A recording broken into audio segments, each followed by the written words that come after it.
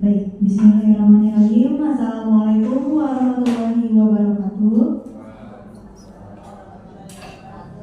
Shalom, namo buddhaya, salam kebajikan, salam sejahtera untuk kita semua. Yang kami hormati Bapak Kepala SMP Negeri 134 Jakarta, Bapak Dr. Andes Haji Sodikin Chandra MM. Yang kami hormati Wakil Kepala Sekolah Bidang Kurikulum, Sarana dan Prasarana, serta Bidang Kesiswaan beserta stafnya. Yang kami hormati Ibu Kasatpam Ibu Rosmayati beserta jajarannya.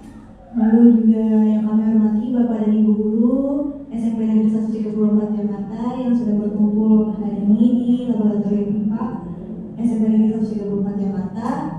Puji syukur kami panjatkan kepada Tuhan Yang Maha Kuasa, karena berkat rahmat-Nya kita dapat berkumpul di Lab IPA SMP Negeri 134 hari ini dalam rangka diseminasi budaya positif yang akan dipaparkan oleh Bapak Muhammad Zikri Fadil Haki dan juga Ibu Septi selaku CGP Angkatan 9. Sebelum pemaparan materi dari Pak Zikri dan Bu Septi, mari kita dengarkan sambutan dari Bapak Kepala Sekolah, yaitu Bapak Sodikin.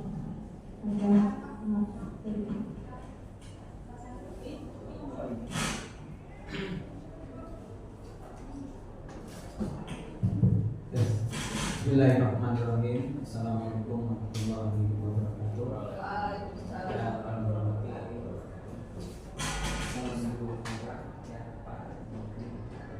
Dan khusus wakil sekolah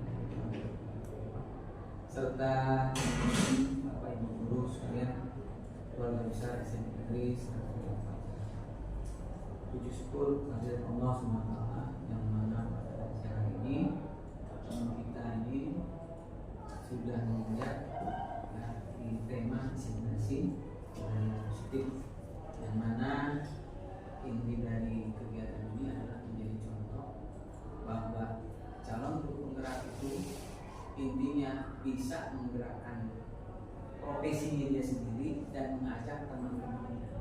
Itu intinya. Dan saya selaku kepala sekolah memberikan apresiasi yang setinggi-tingginya kepada teman kita yang baru dulu, ya, tambah nanti calon berikutnya yang bekerja mempersiapkan diri, termasuk Bu Eva, Bu Risma, ayo, ya, ya, masih bisa, cuma dua. Takut karena peluangnya berkaitan dengan karir, juga berkaitan dengan kinerja sekolah. Ya, karir itu pribadi baru-baru ini dari guru penggerak, ya, angkatan 1, 2, 3 itu ada jadi pengawas. Ya, kepala sekolah nanti jadi pengawas. Ya, disitulah tidak melalui jalur wakil tapi guru penggerak. Mau tidak mau karir, ya, sebagai anugerah. Nah, tidak banyak lebar pada hari ini, kita langsung saja di kesempatan untuk Pak Zikri bersama Bu Septi berkolaborasi untuk menyampaikan apa sih diseminasi budaya positif dalam hal kaitan pendidikan khususnya di SMP Negeri 134. Assalamualaikum warahmatullahi wabarakatuh.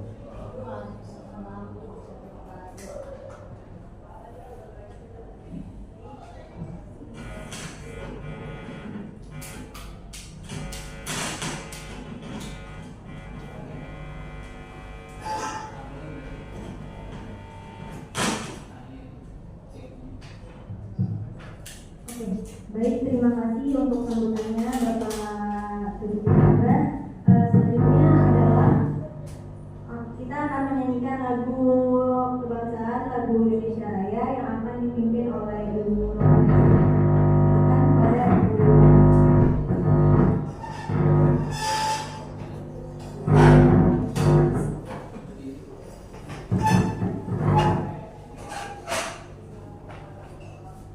Hiduplah Indonesia Raya.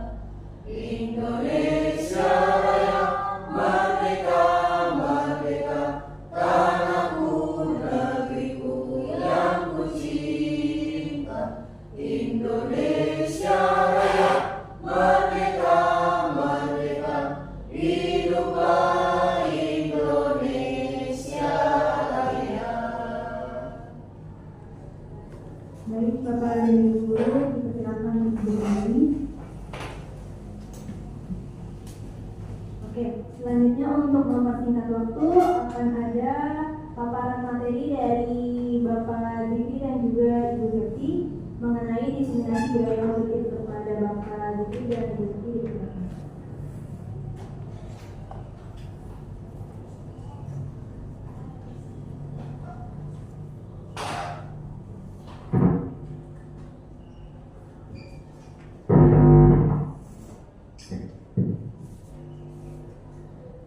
Ya, assalamualaikum warahmatullahi wabarakatuh. Salam sejahtera bagi kita semua. Salam guru penggerak, bergerak. Menggerakkan. Terima kasih kepada Bapak Ibu semua yang telah hadir pada kesempatan kali ini. Kita akan menyampaikan diseminasi tentang 1.4 yang bertemakan budaya positif. Dan dari tema ini kita akan bisa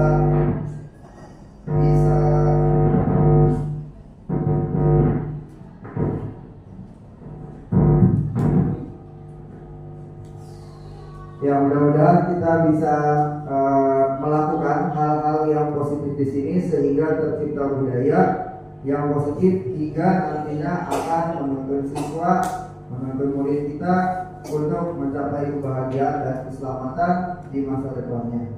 Saya mengucapkan terima kasih kepada Bapak Ibu yang sudah bersedia hadir di live IPA ini untuk mengikuti diseminasi budaya positif. Ya, perkenalkan kami berdua CGP Angkatan 9. Saya Muhammad Zikri Fadil Haki. Saya Sakti Merdiana. Di sini kami akan mempresentasikan tentang budaya positif. Namun sebelumnya kita coba ice breaking terlebih dahulu ya Bapak Ibu. Permainannya adalah jangan lupakan orang ketiga. Ternyata orang ketiga itu ada pentingnya juga. Jadi jangan lupakan orang ketiga. Orang pertamanya adalah Bu Eva, orang keduanya Bu Esti, orang ketiganya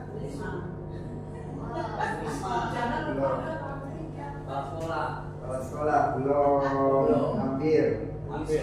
Bu Risma belum juga. Jawabannya adalah orang ketiganya adalah Pak Yusuf. Kita coba sekali lagi. Ya. Orang pertamanya adalah Pak Yusuf. Orang keduanya Bu Yaya. Orang ketiganya adalah belum tepat. Belum tepat. Orang ketiganya adalah Bu Septi. Jangan lupakan orang ketiga. Jangan lupakan orang ketiga. Jangan lupakan orang ketiga. Sekali lagi, orang pertamanya saya, orang keduanya kita langsung ke belakang Bu Faras. Orang ketiganya adalah Bian. Jangan lupakan orang ketiga. Orang ketiganya adalah Bu Eka. Belum. Besti belum. Jangan lupakan orang ketiga.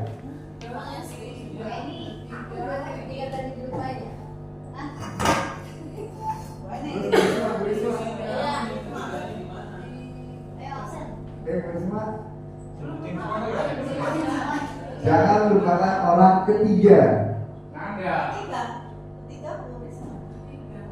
Ulangi. Orang pertamanya saya, orang keduanya Bu Risma, Bu Faras, orang ketiganya jangan lupakan orang ketiga.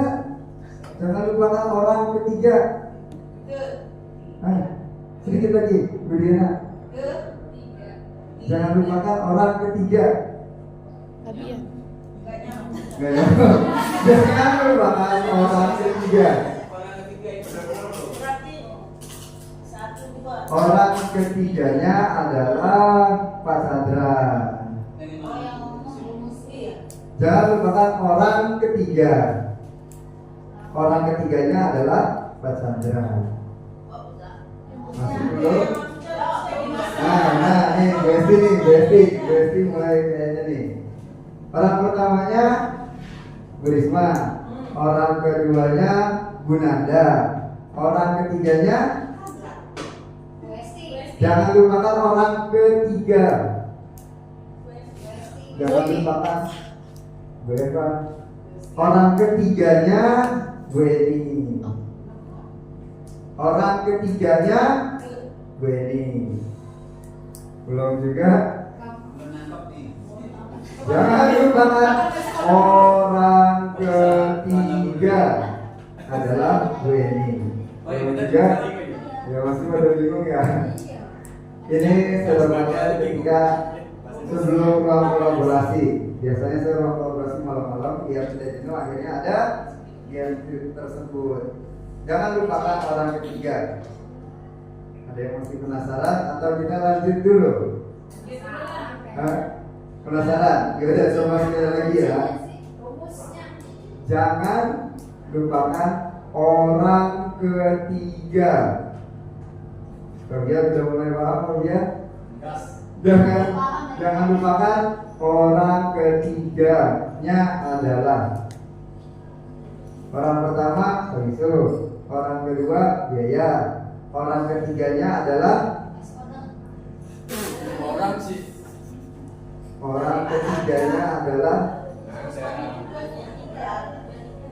ketiganya adalah clue-nya adalah jangan lupakan orang ketiga. Clue-nya itu jangan lupakan orang ketiga. Orang ketiganya adalah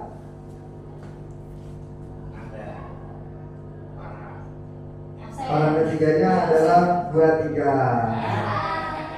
Jadi orang ketiga.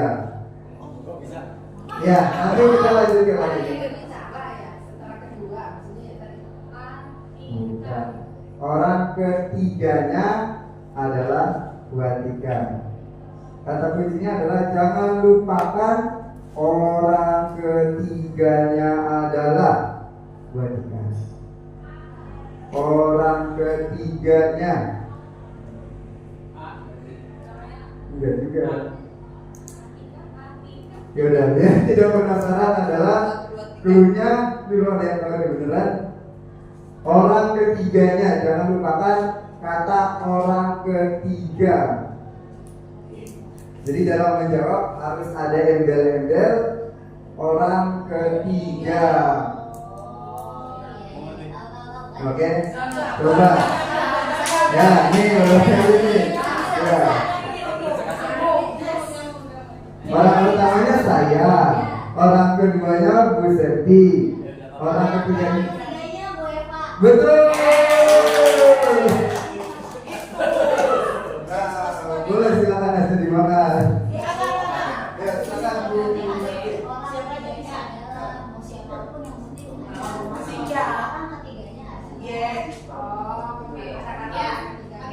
Satu hal lagi ya Bapak Ibu ya. Kalau tadi buat kita udah bisa jawab, mudah-mudahan Bapak Ibu guru yang lain bisa.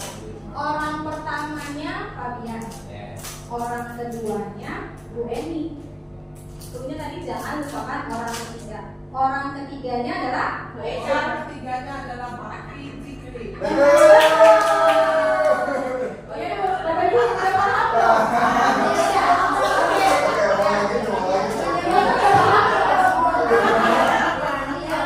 Jadi sebenarnya pada itu hanya meminta menyebutkan kata orang ketiganya adalah sebutkan bebas nama siapa aja. Hanya itu aja Bu. Oke. Semudah itu bisa bikin pusing ya. Apa? Tadi kita sebutin siapa? Enggak,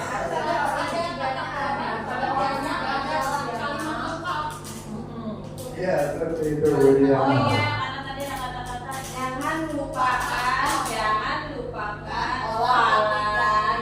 Iya, jangan lupakan kata Iya. orang ketiganya adalah gitu. Orangnya bebas, kita pilih siapa aja. Kita hanya permainan kata-kata ya Bapak Ibu. Oke, di kesempatan kali ini mohon maaf apabila sudah membuat pusing. Mudah-mudahan kedepannya pusingnya bisa mencair dengan es puding gitu ya.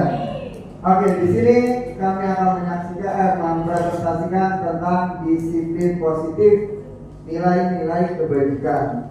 Next. Nah, di sini ada permainan lagi. Jadi kita isinya bermain terus ya, Bapak Ibu. Mungkin ada yang mau jadi volunteer. Ada permainan orang yang mengepalkan tangannya dan ada orang yang merayu sebisa mungkin untuk orang tersebut membuka tangannya. Mungkin ya, contoh misalnya saya mengepal, terus saya dirayu sama Bu Seti. Ya, jadi kepalan ini ada sesuatu yang dikepal oleh Pak Siti. Saya akan mencoba. Ya. Ya, bebas. Buka dong kepalanya. Nanti aku kasih tunjuk. Habis ini aku yang rapin semua. Transfer dulu Kak. Aku transfer langsung. Buka aja ya. Benar ya? Benar. Benar? Ya. Berapa satu Ya, juta? 1 juta. Ya? Ya. Oke. Oke. Sepakat? Sepakat. Oke. Ya. Oke, permainnya seperti itu ya Bapak Ibu. Ya. Ya. Oke, mungkin ada ibu guru. Mungkin yang dekat ada Bu Esti sama Bu Risma. Nah, siapa yang mau mengepalkan tangan? Oh, Bu Esti jangan ditransfer juga. Siapa yang merayu? Siapa yang mau mengepalkan tangan? Mungkin Bu Esti dan Bu Masih Risma. kebagian. Ayo kita rayu dulu. Orang ayu mah biar. Kalian Kan kita jawab apa? Kepedean sebenarnya. aku cuma transfer. Ya. Gimana? Ada yang mau mencoba Bu Esti sama Bu Risma? Ya, coba siapa yang mau mengepalkan tangan, siapa yang mau merayu? Tidak harus dengan rayuan, mau dengan marahan, mau dipaksa juga boleh. Mau kita tarik satu-satu, mau dielus-elus juga boleh. Biasanya Bu Esti juga jago merayu. Orang mah kuning, bukan gitu. Pinjam 100. Pinjam 100.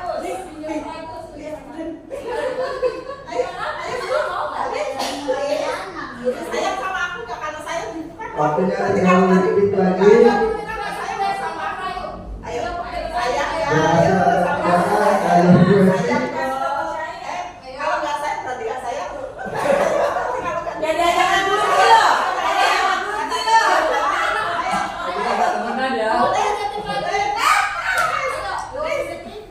10, 9, 8, 7, 6, 5.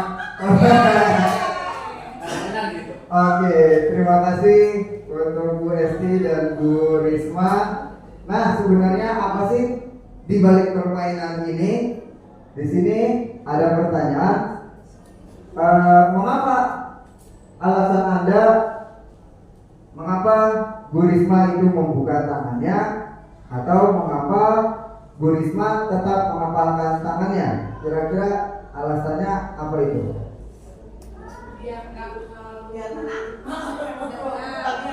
Biar menang, betul. Terus ada alasan lagi? Nggak tertarik dengan rayuannya, betul. Intinya adalah ketika ada orang yang mengepal tangannya, dia itu bisa menentukan keputusannya sendiri. Tadi Bu Risma di awal-awal kekeh tidak mau dibuka, tapi di akhir-akhir hitungan 10 detik terakhir Bu Risma luluh juga dengan rayuan dari Bu Esti, sehingga Bu Risma membuka kepalanya. Jadi sebenarnya dalam kegiatan tadi, siapakah yang memegang peran penting sebagai pengontrol? Apakah Bu Esti atau Bu Risma? Bu Risma, ya, betul sekali. Jadi pesan permainan ini adalah tentu kita sendiri yang memegang kontrol atas kepalan tangan kita. Apakah kita membuka atau menutup? Kepalan tangan kita itu bergantung pada diri kita masing-masing sesuai dengan kebutuhan dasar kita. Ini juga sebenarnya yang dialami oleh murid-murid kita. Ketika kita mengajar, sebenarnya yang ingin diajarin atau yang tidak ingin diajarin itu siswa kita.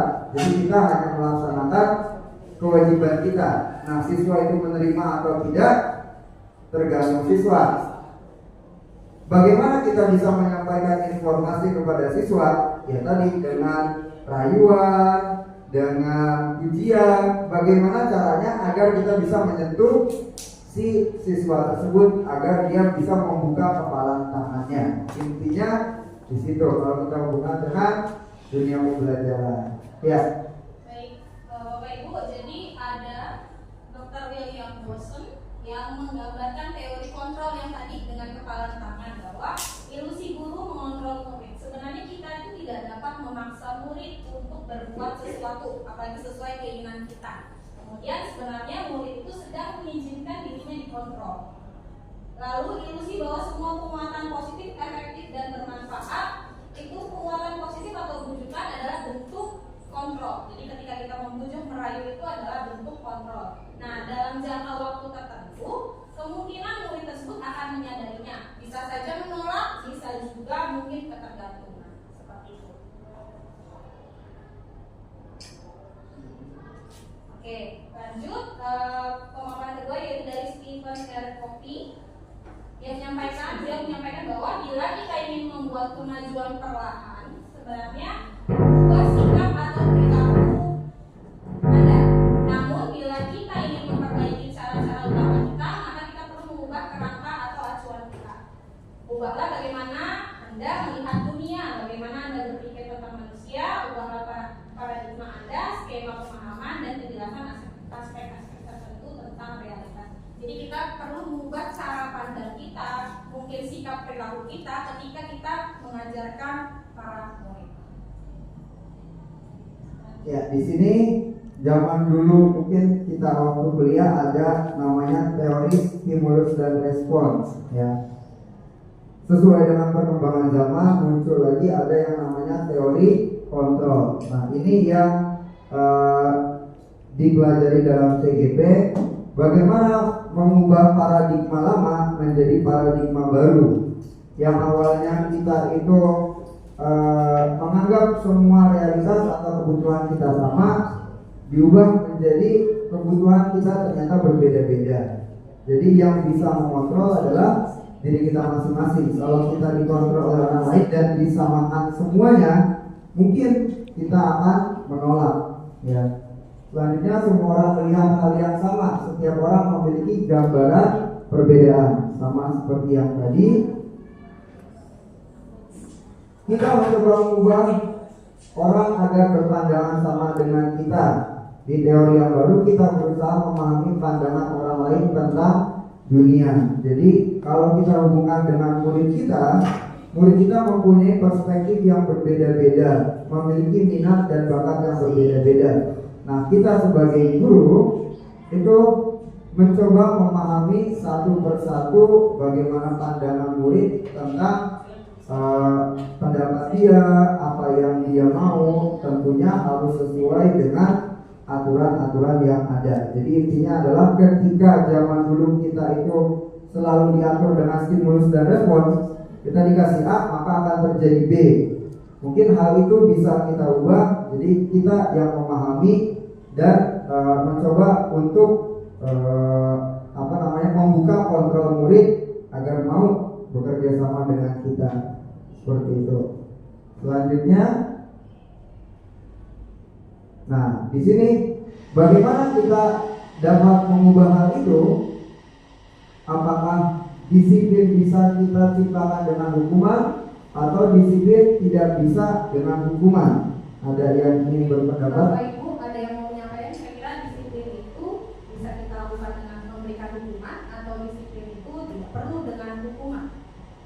Disiplin tidak perlu dengan hukuman. Berarti disiplin tidak perlu dengan hukuman. Mungkin Bapak Ibu guru lain? Disiplin tidak perlu dengan hukuman. Ya, disiplin tidak perlu dengan hukuman. Di sini sesuai dengan pendapat Ki Hajar Dewantara, yaitu di mana ada kemerdekaan, disitulah harus ada disiplin yang kuat. Sungguh pun disiplin itu bersifat self-disiplin, yaitu kita sendiri yang mewajibkan kita dengan sekeras-kerasnya. Tetapi itu sama saja, sebab jikalau kita tidak cara melakukan self disiplin, wajiblah penguasa lain mendisiplinkan diri kita, dan peraturan demikian itu harus ada di dalam suasana yang merdeka. Jadi walaupun kita sudah masuk kurikulum merdeka, kita bisa menentukan, tapi kata merdeka di sini maksudnya adalah diri kita sendiri harus bisa mendisiplinkan diri kita. Jadi bukan merdeka dalam arti khusus bisa semaunya kita, tapi kita bisa mendisiplinkan diri kita, seperti itu. Ya. Nah, Bapak Ibu, kalau tadi tentang disiplin itu ternyata tidak perlu dilakukan dengan memberikan hukuman. Nah, di sini terkait dengan nilai-nilai kebajikan, nilai-nilai kebaikan. Payung besar dari sikap dan perilaku kita atau nilai-nilai ini merupakan fondasi kita berperilaku. Jadi supaya kuat fondasi kita ini, kita harus mengubah sikap dan perilaku kita, mendisiplinkan diri kita. Nah, nilai-nilai kebajikan sendiri adalah sifat-sifat positif manusia yang merupakan tujuan mulia yang ingin dicapai setiap individu. Kita semua percaya bahwa setiap manusia pasti memiliki nilai-nilai kebajikan yang ingin dicapai karena berupa tujuan mulia. Nah, nilai-nilai kebajikan tersebut yang disepakati bersama itu harus lepas dari suku bangsa, agama, bahasa maupun latar belakangnya. Jadi sifatnya umum. Seperti itu, Bapak Ibu. Nah, kita bisa nih mengambil nilai-nilai kebajikan dari mungkin profil pelajar Pancasila yang sama-sama sudah kita ketahui. Ada 6 poin di sana. Yang pertama, beriman bertakwa kepada Tuhan Yang Maha Esa dan berakhlak mulia. Kedua, mandiri. Ketiga, bernalar kritis. 4, berkebinekaan global. 5, bergotong royong. Dan 6, kreatif. Iya, itu dia materi tentang nilai-nilai kebajikan. Sekarang kita masuk ke tema yang kedua, yaitu teori motivasi, hukuman, dan penghargaan serta restitusi.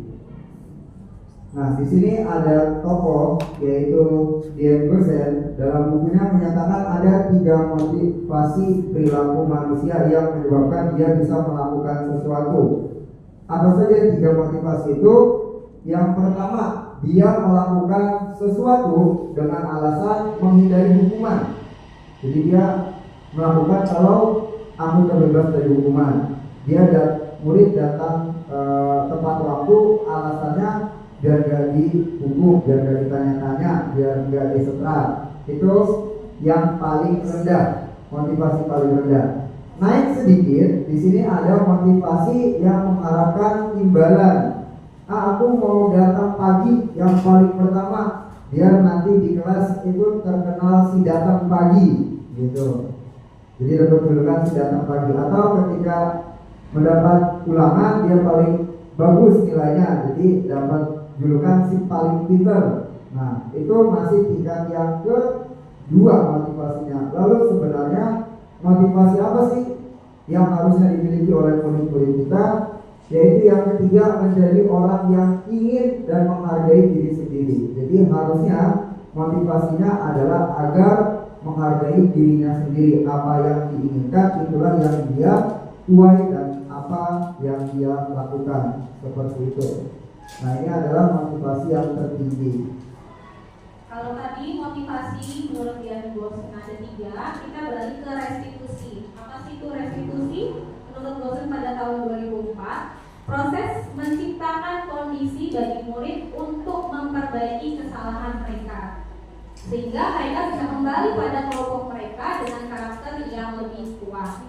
Proses kolaboratif yang mengajarkan murid untuk mencari solusi untuk masalah mereka dan membantu murid berpikir tentang orang seperti apa yang mereka inginkan dan bagaimana mereka harus memperlakukan orang lain. Jadi restitusi ini berlaku ketika kasus yang terjadi pada anak mungkin datang terlambat atau mungkin tidak mengerjakan PR. Ada langkah yang bisa kita ambil yaitu proses restitusi. Selanjutnya, nah, terkait hukuman, konsekuensi, dan restitusi ada 3 kata di sana. Di sini dibagi menjadi 2, identitas gagal dan identitas sukses. Pasti kita mengharapkan sebuah identitas yang sukses. Nah, identitas sukses, terciptanya sebuah disiplin itu terkait dengan konsekuensi dan restitusi. Kalau pemberian hukuman sebenarnya adalah identitas gagal. Apa saja poin-poinnya?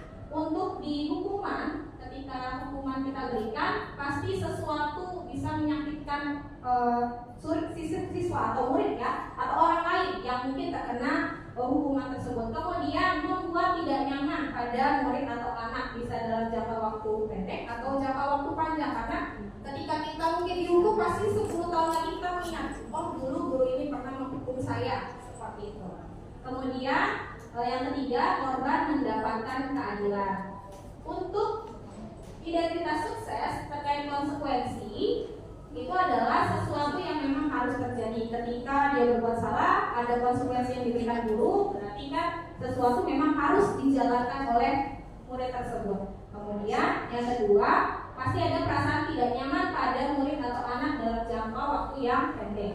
Lalu korban bisa saja diabaikan, jadi fokusnya hanya ke konsekuensi yang diberikan oleh guru. Nah, yang paling baik sebenarnya adalah yang tahapan restitusi. Kenapa baik? Karena restitusi adalah pilihan. Murid memilih cara terbaik untuk menyelesaikan masalah dalam dirinya. Jadi kita guru sebenarnya memberikan kesempatan kepada murid untuk mencari solusi dari apa yang sudah dilakukan oleh murid tersebut. Nah, hal ini dapat menguatkan murid atau anak dalam jangka waktu panjang, dan korban mendapatkan ganti. Selanjutnya terkait identitas gagal dan identitas sukses. Untuk hukuman sifatnya itu negatif, untuk konsekuensi itu netral, berada di tengah-tengah. Tetapi yang paling baik seperti yang tadi saya sampaikan adalah sifatnya positif. Mungkin digambarkan dengan beberapa kalimat yang sering mungkin kita dengar. Awas kalau gampang lagi ya, nanti awas kamu. Nah, ketika kita mengucapkan hal tersebut bisa saja menyakitkan perasaan murid atau anak atau siapapun yang kita ucapkan hal seperti ini. Nah, kalau kita berupa konsekuensi, ketika dia mungkin tidak mengerjakan PR, kita berikan konsekuensi ulang 2 kali. Nah, lakukan apa yang saya katakan ya, ulang atau tulis ulang 2 kali, seperti itu. Kemudian kalau kita memberikan dengan restitusi, kita menanyakan apa sih hal yang ingin kamu lakukan sebenarnya. Jadi supaya dia tercipta jawabannya sendiri. Oh iya Bu, saya ingin memperbaiki. Oh iya Pak, saya ingin memperbaiki. Saya akan mengerjakan tugas tersebut. Nah, ketika hukuman itu sifatnya model paksaan. Kalau konsekuensi itu dari stimulus ke respon dari murid. Nah, kalau restitusi itu teori kontrol. Oke, lanjut. Oke, Bapak Ibu, di sini ada games lagi. Gamesnya menjawab 2 pilihan, 2 jawaban, hukuman dan konsekuensi. Mungkin Pak Zeki akan memandu. Ya, coba kita melakukan percobaan. Ya, di sini ada kalimat atau kejadian mencatat 100 kali di dalam buku kalimat. Saya tidak akan terlambat lagi karena terlambat ke sekolah. Jadi murid itu terlambat ke sekolah sehingga dia dikasih atau diberikan suruh tulis 100 kali. Saya tidak akan terlambat lagi. Kira-kira itu hukuman atau konsekuensi? Pilihannya 2 Bapak Ibu. Konsekuensi atau hukuman? Hukuman. Hukuman. Oke. Hukuman, sepakat semua. Yang kedua, lari mengelilingi lapangan basket 2 kali karena terlambat hadir di sekolah. Hukuman. Yang ketiga, membersihkan coretan yang dibuatnya di meja tulis. Konsekuensi. Oke, jadi yang pertama hukuman, kedua hukuman, ketiga konsekuensi. Kita lihat ya.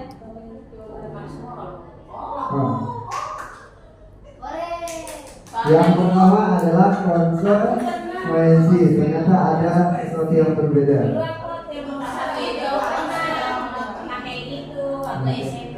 Ya.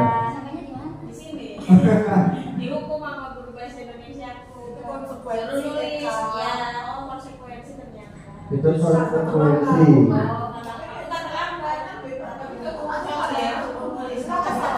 Itu kan terlambat. Ya.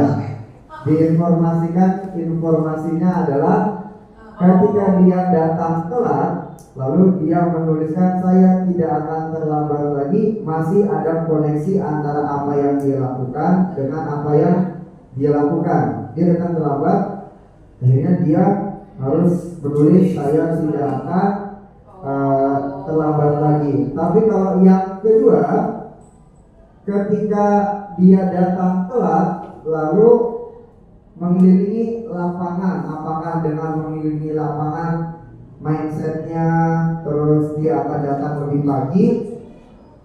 Mungkin yang di pertama ini, kenapa ada tulisan saya tidak akan terlambat lagi?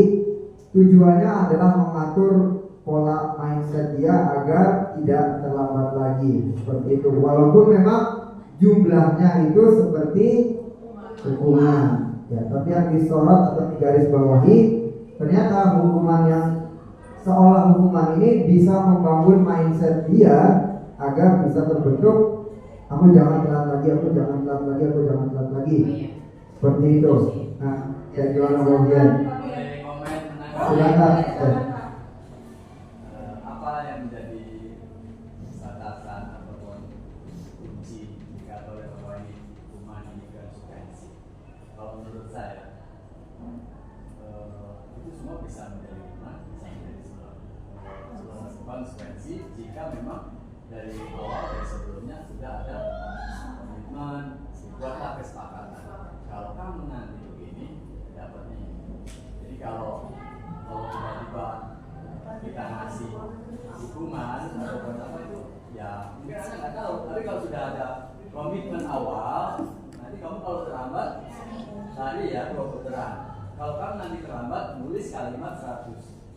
Kalau awalnya sudah disampaikan, maka itu menjadi sebuah konsekuensi. Tapi kalau belum, itu hukuman. Ya, saya coba untuk menurut Pak Sikri dan Pak Siti, apa yang bisa menjadikan kunci membedakan ini konsekuensi, ini hukuman? Ketika tadi ada beberapa kata yang saya karena tadi tujuannya tadi merubah mindsetnya supaya nanti saya nggak akan terlambat lagi. Atas bawah itu sama, hukuman dengan konsekuensi sama-sama ingin merubah. Ya.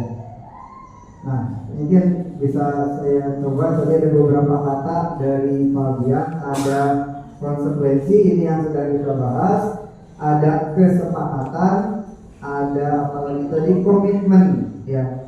3 hal itu kita bisa bedakan atau 3 hal itu memiliki hal sinonim yang sama.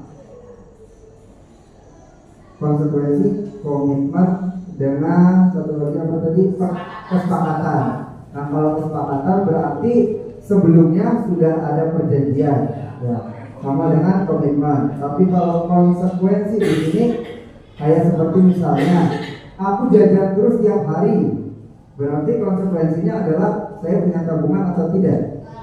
Enggak, ya berarti itu yang harus saya tanggung. Jadi apa yang saya lakukan itu adalah yang saya tanggung. Nah, di sini ketika dia datang terlambat, maka dia akan menulis saya tidak akan terlambat lagi. Di situ menjadi sebuah konsekuensi. Dia terlambat, lalu agar tidak terlambat lagi dia menulis hal seperti ini. Masih ada relasi, masih ada hubungannya dengan apa yang dia lakukan. Seperti itu, masih ada hubungannya. Dia tidak datang, dia datang terlambat. Terus disuruh nulisnya saya tidak akan terlambat lagi, itu masih ada korelasi. Iya. Dalam itu. Konteksnya mungkin masih sama Pak, saya terlambat dan dia menulis kata tidak akan terlambat lagi. Sama seperti saya jajan terus, korelasinya adalah iya dong, bukan. Tapi kalau yang kedua, hukumannya ketika datang terlambat dengan muter lapangan 2 kali ada korelasi atau tidak, kecuali tadi hukuman niatnya agar dia, tujuan kita baik sebenarnya agar dia bisa berubah, ya. Tapi apakah si anak itu mindsetnya akan sesuai dengan harapan kita akan berubah? Belum tentu, bisa jadi dia malah kesel, marah, Jadi senang seperti Pak. itu. Atau bisa jadi senang lari, ya aku lagi.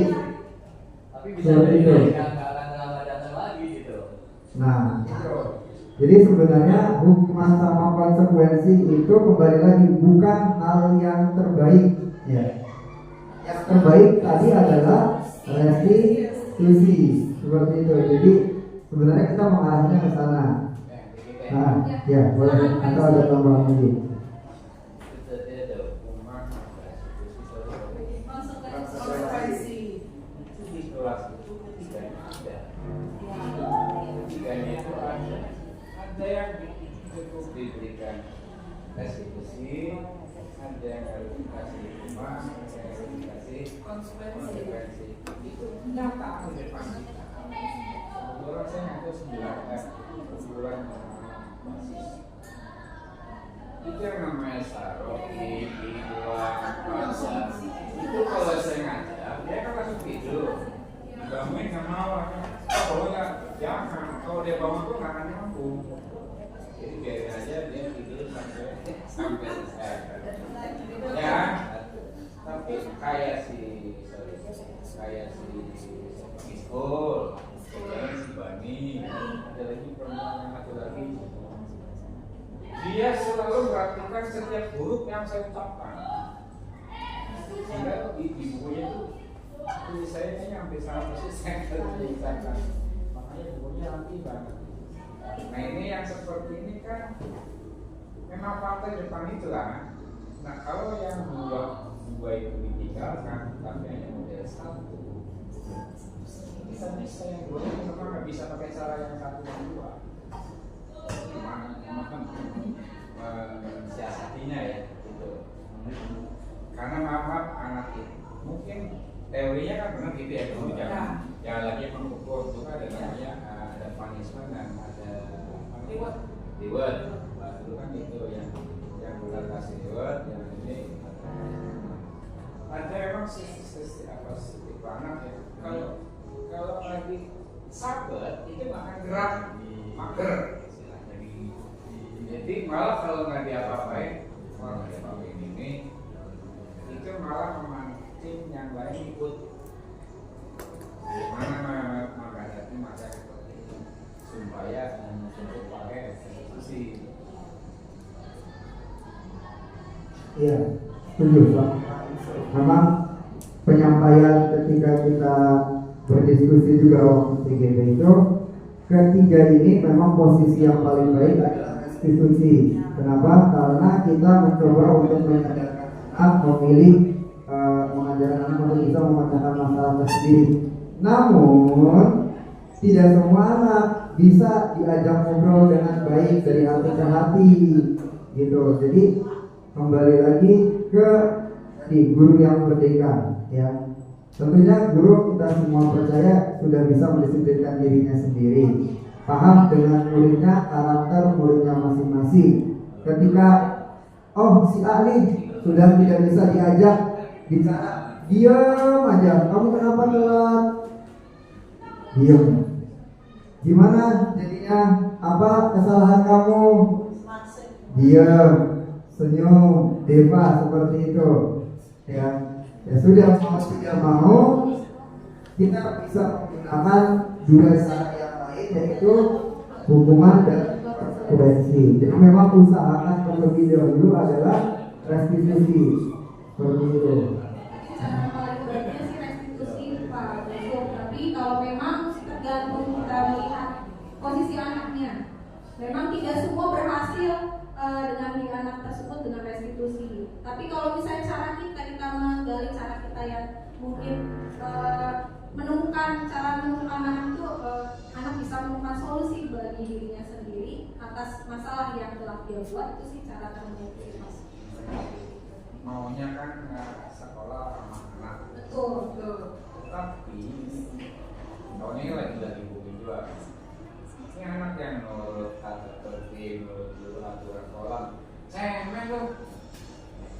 Tinggalin mana basis. Di sini udah kelihatan sini kalau ada untuk saya kan berarti itu namanya organisasi, dua bersih. Itu satu geng itu semua. Karena maaf dari kelas 7 sampai kelas 8 sampai kelas 9 nggak ada yang ngomongin satu pun. Mereka merasa itu sebuah kebiasaan yang legal. Nah ini kalau yang seperti nasi kayak gini kan agak susah kan.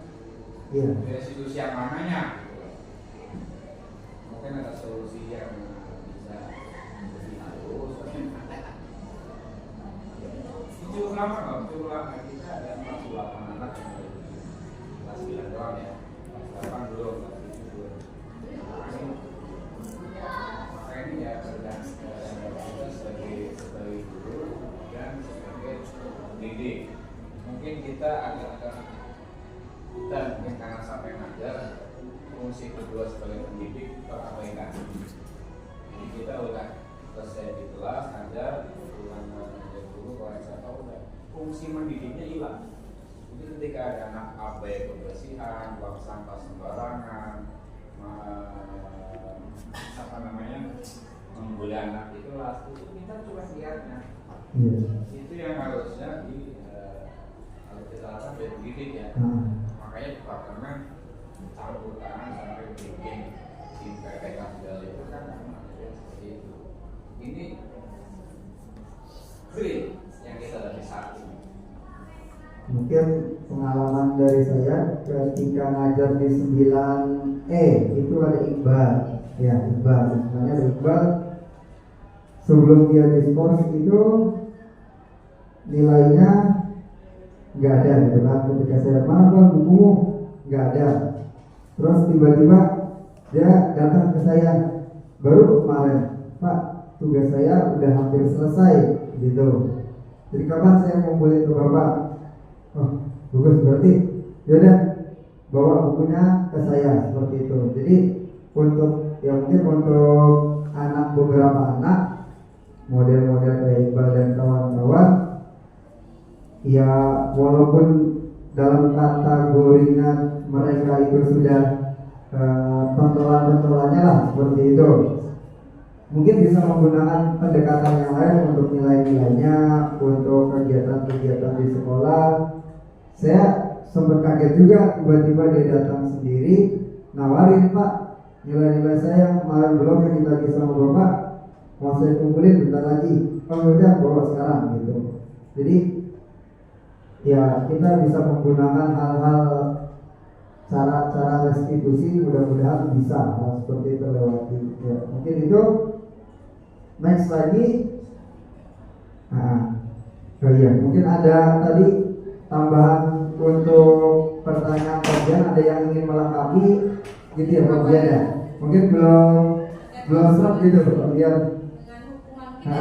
Atau ada dari Bu Esti atau dari Bu Diana yang pengalamannya sudah. Ya, dari tutur kata saya mungkin dari ahli bahasa bisa memperjelas, Revisi. ya, memperbaiki kalimat-kalimat yang saya maksud. Ini dari sisi bahasa belum sesuai ya.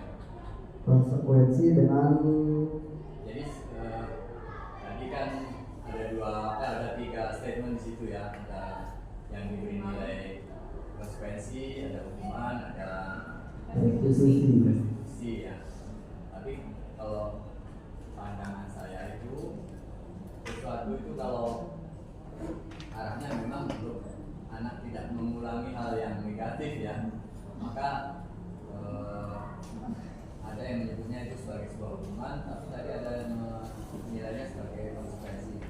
Kalau saya bilang kalau itu sebuah statement yang sebelumnya sebuah aturan itu disampaikan, disosialisasikan, dibuat kesepakatan, komitmen, maka itu sudah menjadi sebuah konsekuensi kalau ada anak yang melanggar. Jadi mungkin kata kuncinya harus disepakati baru jadi konsekuensi ya Pak. Iya. Tapi kalau belum disepakati, belum diberitahukan, belum disosialisasikan, jatuhnya itu sebuah hukuman.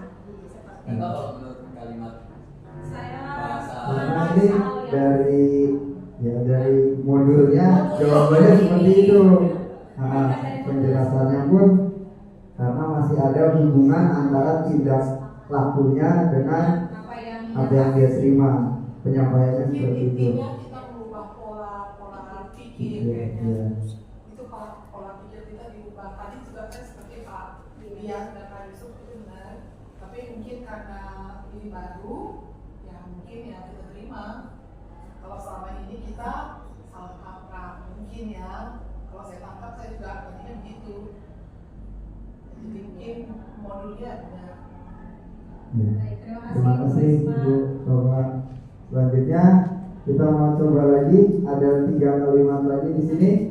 3 kalimat lagi. Bapak Ibu, pertanyaan pertama atau pernyataan pertama, murid diminta untuk push up 15 kali karena tidak menggunakan masker ke sekolah. Kira-kira hukuman atau konsekuensi? Oke, hukuman. Oke. Yang kedua, mengganti kertas tugas teman yang telah dicoret-coret. Konsekuensi. Yang ketiga, berjemur di lapangan basket pukul 12 siang karena mengobrol dengan teman. Oke, apa? Bapak Ibu, hukuman. Oke, jadi yang pertama ini hukuman, yang konsekuensi ketiga. Nah, kita lihat ya Bapak Ibu jawabannya. Anda luar biasa. Memang banget Anda luar biasa. Memang banget.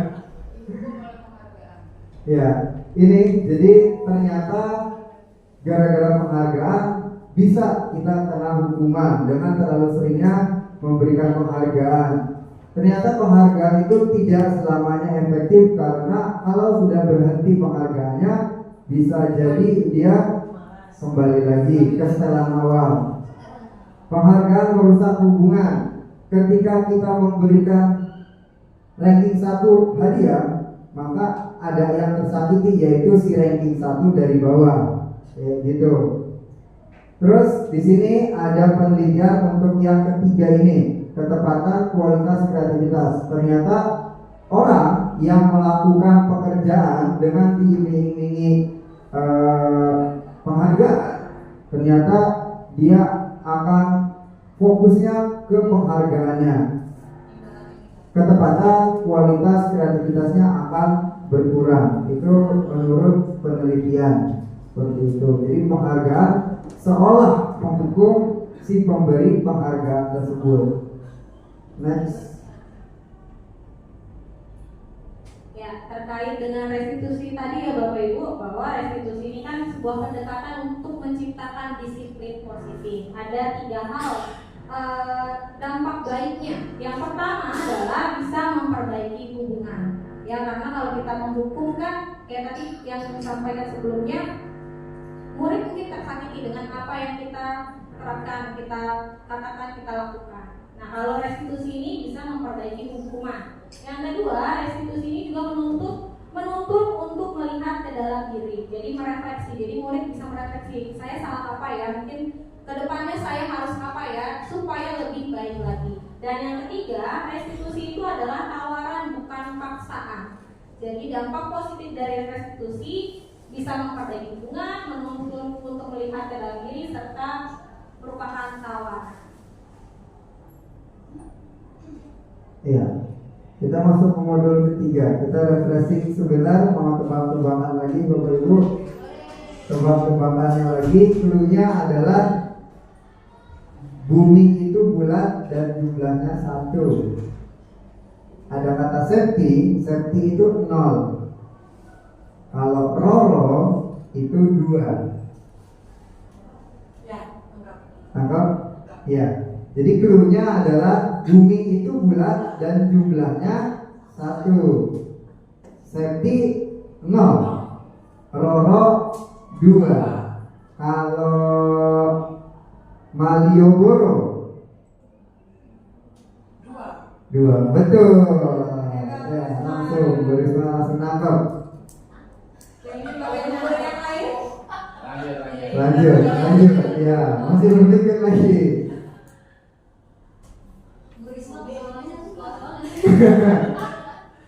Oke, tadi 0. Malioboro 2. Roro 2. Kalau Biantoro 2.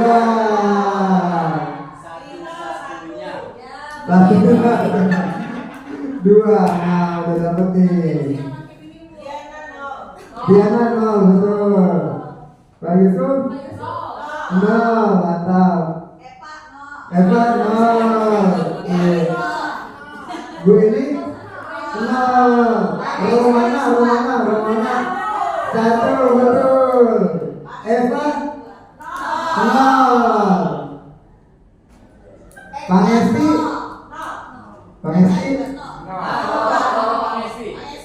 Bang Esti nol, betul. Ya. Eko satu. Eka nol. Nah, udah dapat belum? Tinggal Bu Eka sama Bu Esti yang belum dapat. Udah biarin tinggalin aja. Ya. Oke. Lanjut ke keyakinan kelas. Kita masuk ke keyakinan kelas. Nah,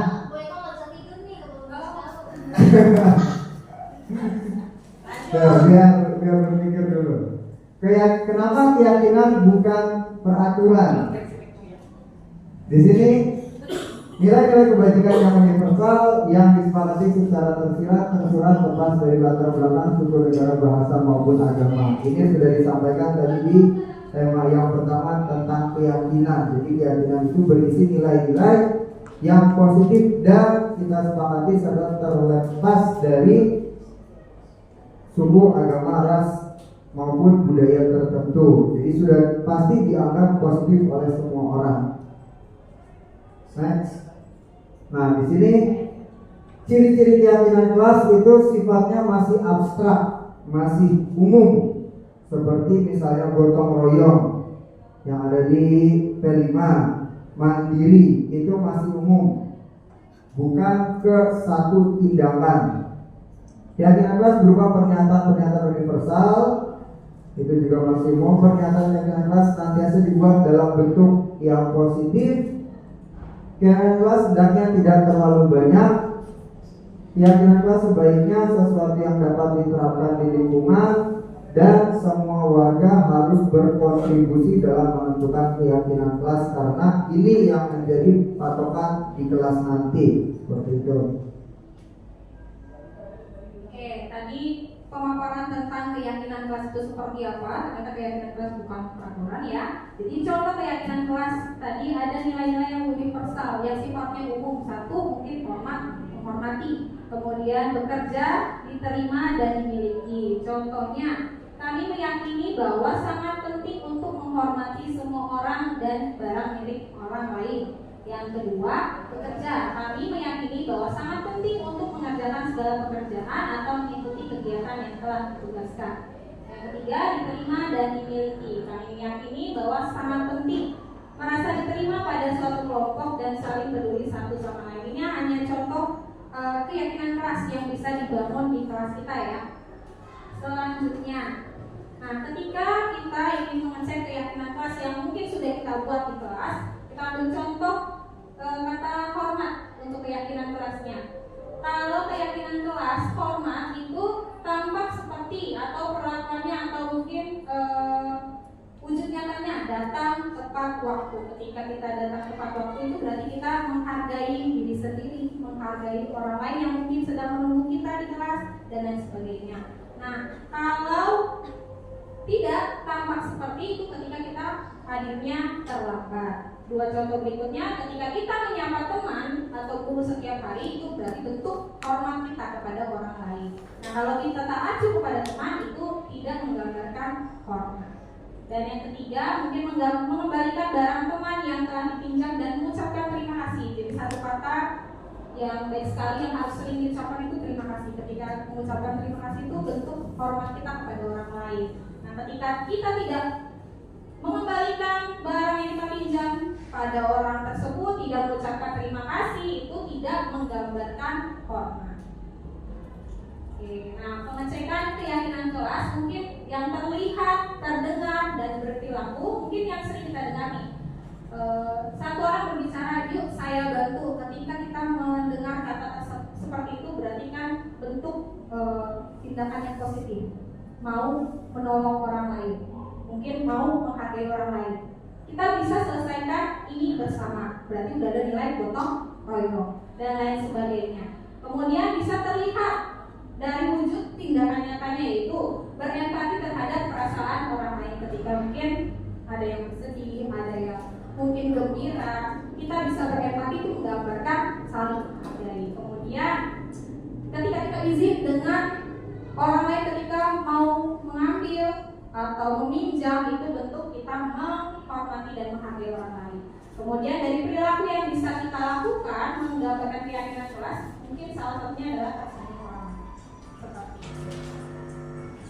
Ya, kita masuk ke modul yang terakhir, yaitu kebutuhan dasar manusia. Ya. Di sini ada 5 kebutuhan dasar manusia. Yang pertama kebutuhan bertahan hidup, kasih sayang, penguasaan, kebebasan, serta kesenangan. Ini yang menjadi kebutuhan dari kita semua, atau khususnya adalah murid kita, seperti itu. Nah, di sini kebutuhan bertahan hidup itu berhubungan dengan kebutuhan yang bersifat fisiologis untuk bertahan hidup, misalnya kesehatan, rumah, dan makanan. Kebutuhan biologis sebagai bagian dari proses reproduksi, termasuk kebutuhan untuk tetap bertahan hidup. Selanjutnya, yang kedua adalah kasih sayang. Kebutuhan untuk disayangi dan diterima menjadi kebutuhan akan hubungan dan koneksi sosial. Kalau kita hubungan dengan kehidupan kita sebagai guru, maka murid juga akan membutuhkan kasih sayang dari guru, seperti itu. Selanjutnya, untuk kebutuhan dasar manusia yang ketiga adalah penguasaan terkait pengakuan atas kemampuan. Kebutuhan ini berhubungan dengan kekuatan untuk mencapai sesuatu, menjadi kompeten, menjadi terampil, diakui atas prestasi dan keterampilan kita, didengarkan dan memiliki rasa harga diri. Nah, kebutuhan ini meliputi keinginan untuk dianggap berharga, bisa memuat perbedaan, bisa memuat pencapaian, kompeten, diakui dan dihormati. Kemudian kebutuhan dasar manusia yang keempat yaitu kebebasan, kebutuhan akan pilihan. Nah, kebutuhan untuk bebas di sini adalah kemandirian, otonomi, memiliki pilihan dan mampu mengendalikan arah hidup seseorang. Jadi punya pilihan atas dirinya sendiri. Kemudian anak-anak dengan kebutuhan kebebasan yang tinggi biasanya menginginkan pilihan. Mereka itu banyak bergerak, suka mencoba-coba, tidak terlalu terpengaruh orang lain dan senang mencoba hal baru. Itu ciri-ciri dari kebutuhan yang kebebasan. Yang terakhir yaitu tentang kesenangan, kebutuhan untuk merasa senang. Kebutuhan akan kesenangan adalah kebutuhan untuk mencari kesenangan, bermain dan tertawa. Kita tahu pasti setiap orang butuh waktu untuk happy atau senang, ya. Itu maklum adanya karena merupakan kebutuhan dasar manusia. Nah, anak-anak dengan kebutuhan dasar kesenangan yang tinggi biasanya ingin menikmati apa yang dilakukan. Mereka juga bisa berkonsentrasi tinggi saat mengerjakan hal yang disenanginya. Mereka suka permainan, suka mengoleksi barang, suka bergurau atau bercanda, suka lucu, dan juga menggemaskan. ya di sini kita main games lagi ya Bapak Ibu. Ada 4 pilihan: kesenangan, penguasaan, kebebasan atau cinta, dan kasih sayang. Menurut Bapak Ibu ini, kalau Bimo seorang anak TKB selalu berlari keluar kelas menuju jalan raya di depan sekolahnya yang ramai dengan kendaraan. Tingkahnya membuat guru buah ini bingung dan seringkali lari mengejarnya. Ada beberapa kemungkinan jawabannya diberikan Bimo. Dia bilang, aku senang main kejar-kejaran dengan ibu guru, seru. Kira-kira si Bimo itu memiliki kebutuhan yang mana nih? Kesenangan, penguasaan, kebebasan, atau cinta dan kasih sayang? Kesenangan. 3, 2, 1. Ya, betul. kesenangan. Kesenangan. Ya, kejar-kejaran sama ibu guru seru menurut Bimo. Lanjut, pertanyaan kedua dan mungkin narasinya. Dinda seorang anak kelas 3 SD. Begitu tiba di rumah, pulang dari sekolah, menangis dan mengadu pada ibunya bahwa dia benci pada ibu Rani gurunya. Bukan ibu Rani kita ya. Ibu guru bilang, aku tidak boleh bersenandung sewaktu mengerjakan tugas. Katanya kelas harus tenang, tidak ada suara. Kan gak seru jadinya. Kira-kira menggambarkan kebutuhan dasar manusia yang Bebas. Bebas. Oke, lanjut. Tahun ini Dimas genap berusia 17 tahun. Dia senang sekali ketika ayahnya mulai mengajarkan cara menyetir mobil. Setiap hari makan, ia berlatih menyetir. Ia terlihat senang sekali berlatih sampai akhirnya bisa menyetir. Ketika ibunya bertanya pada Dimas, apa yang membuat dia bisa menyetir mobil? Jawabannya, menyetir mobil itu seru. Dan masalah, kebebasan, kesenangan juga nggak sayang. Kalian ada Bapak Ibu?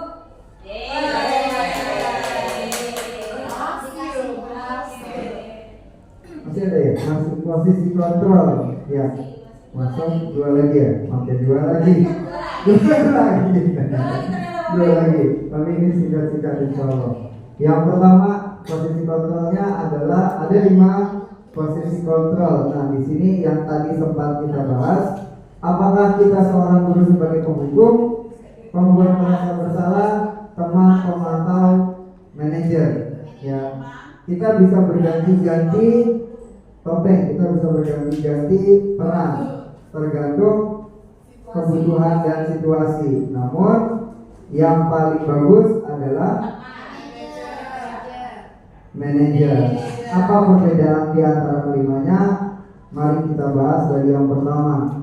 Di sini guru sebagai penghukum, biasanya guru sebagai penghukum itu selalu menganggap dirinya yang paling benar. Langsung ketika ada yang telat, udah tidak mau memproses ke belakang kenapa dia telat, pokoknya langsung hukuman. Dan tidak ada hubungan dengan kenapa dia datang telat. Seperti itu.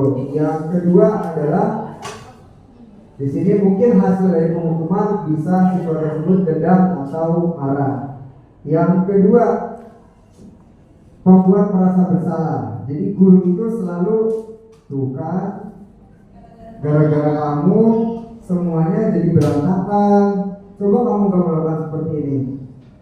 Terkesan anak itu yang membuat salah sehingga anak bisa menjadi down sehingga tidak percaya diri. Next. Ya, hasilnya dia merasa kecewa, menahan perasaan, merasa gagal. Selanjutnya. Oke, yang ketiga posisi guru sebagai teman. Mungkin ini sering kita lakukan ya. Ketika kita membantu murid, ya, maka sering kata-kata yang sering, ayolah bantulah bapak, ayolah tidak mau nih membantu bapak, ya tidak bapak nanti bapak bantu bereskan. Jadi kita seolah-olah sebagai teman yang mau menyelesaikan persoalan dari murid tersebut. Nah, biasanya untuk sebagai teman ini ada suara yang ramah, akrab, merawat pada murid, mata senyum jenakan. Mungkin bapak ibu sering nih untuk mungkin saya juga berlaku sebagai teman. Yang diharapkan kalau hasilnya itu ada positif dan negatif kalau sebagai teman. Kalau positifnya mungkin mereka akan merasa senang dan akrab dengan guru. Kan itu juga yang kita harapkan ya. Murid itu nyaman dengan kita. Tetapi sisi negatifnya mereka akan tergantung pada kita. Kalau dia ada masalah lari lagi ke kita. Ke guru lain mungkin tidak seperti itu. Nah, yang keempat guru sebagai pemantau. Nah, pemantau di sini adalah mengandalkan perhitungan, catatan, data sebagai bukti atas perilaku. Maka di sini adalah merupakan tanggung jawab guru untuk mengontrol murid.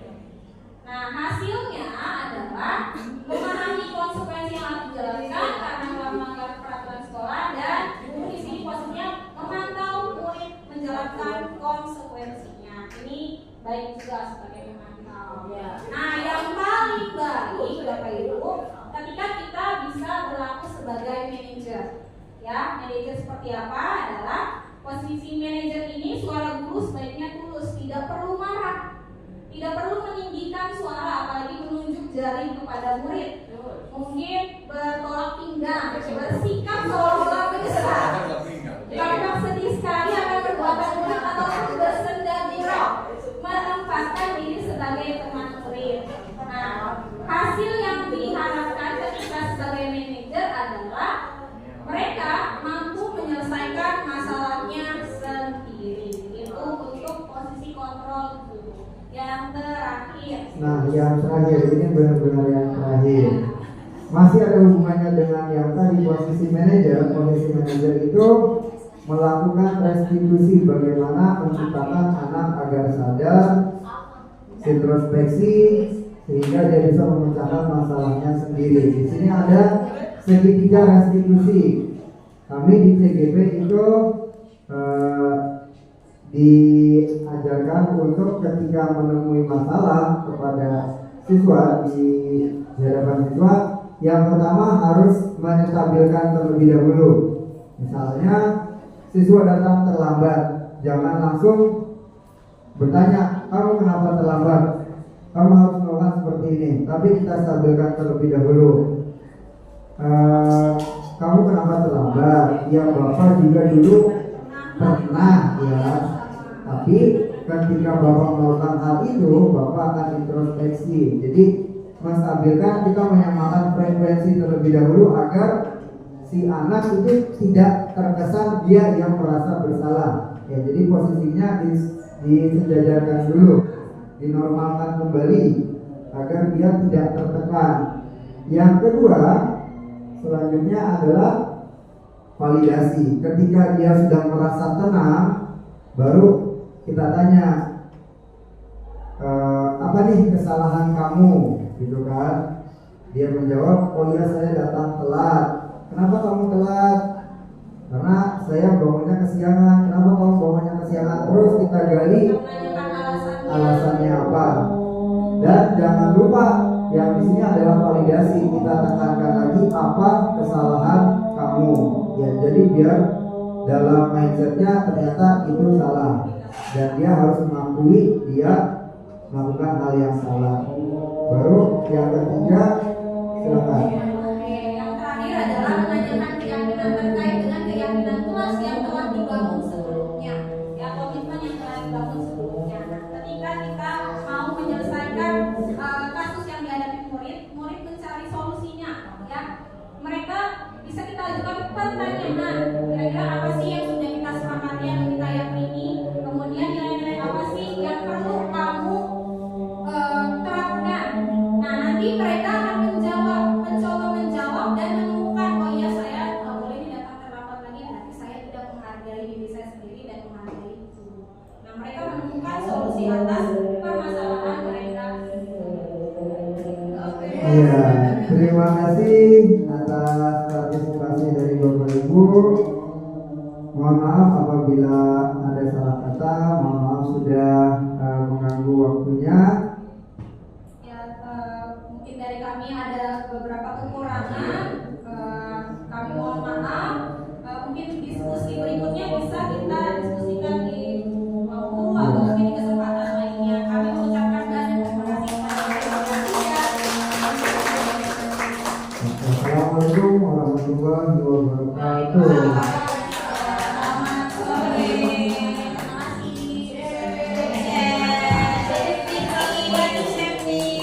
Berikan ke Bu Faras. Selamat pagi.